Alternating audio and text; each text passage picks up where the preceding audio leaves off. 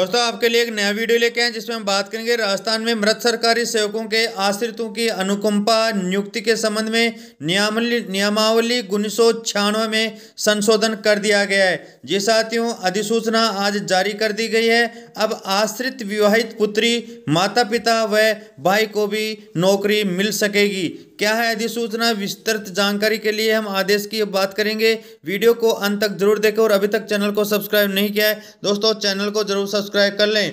हम बात करते हैं यहाँ पर राजस्थान सरकार कार्मिक विभाग ग्रुप 2 विभाग के द्वारा जयपुर से 28 अक्टूबर 2021 को आदेश जारी करके एक अधिसूचना जारी की गई है। इसमें स्पष्ट रूप से लिखा है कि भारत के संविधान के अनुच्छेद 309 के प्रंतुक द्वारा प्रदत्त शक्तियों का प्रयोग करते हुए राजस्थान के राज्यपाल राजस्थान मृत सरकारी कर्मचारियों के आश्रितों को अनुकंपात्मक नियुक्ति नियम 1996 और संशोधित करने के लिए इसके द्वारा निम्नलिखित नियम बनाते हैं। अर्थात जो 1996 की नियमावली थी उसमें कुछ संशोधन किए गए हैं।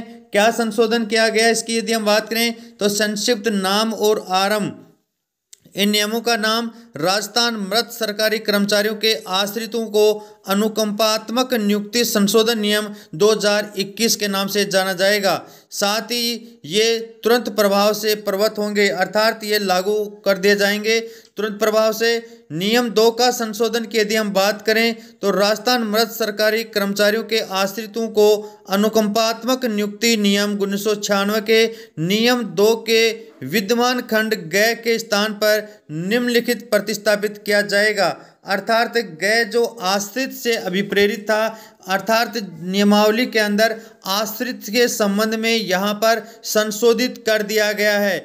आश्रित कौन कौन है यहाँ पर 1 नंबर पे दिया गया है पति या पत्नी।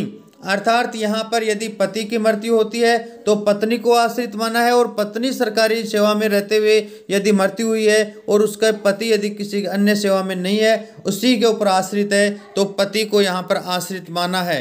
या यहाँ पर 2 नंबर के लिए भी हो सकता है कि पुत्र जिसमें मर्द सरकारी कर्मचारी द्वारा उसके जीवन काल में वैध रूप से दत्तक ग्रहण किया गया पुत्र सम्मिलित है। या तो पति या पत्नी हो सकता है या पुत्र हो सकता है। या यहाँ पर जो बड़ा परिवर्तन किया गया है वो ये है कि अविवाहित अथवा विधवा अथवा विच्छिन्न विवाह पुत्री।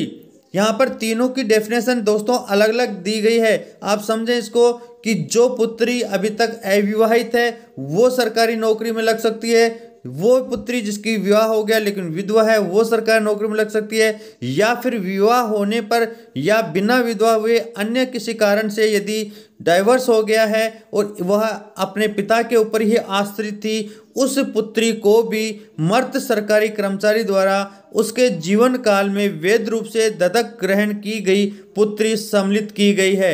या यदि हम बात करें 4 नंबर की तो यहाँ पर कहा गया है विवाहित पुत्री यदि उपरोक्त खंड 2 और 3 में उल्लेखित मर्द सरकारी कर्मचारी का अन्य कोई आश्रित उपलब्ध न हो। यहाँ पर यह कहा गया है कि जिस पुत्री की अभी हमने खंड 2 और 3 में बात की है उनको तभी सरकारी सेवा में आश्रित माना जाएगा कि आपके इनके अलावा, इस पुत्री के अलावा उस सरकारी कार्मिक का अन्य कोई आश्रित नहीं है, उपलब्ध नहीं है, अर्थात तो वो बच्ची ही इकलौती आश्रित उसके उत्तराधिकारी हो तो उसे माना गया है।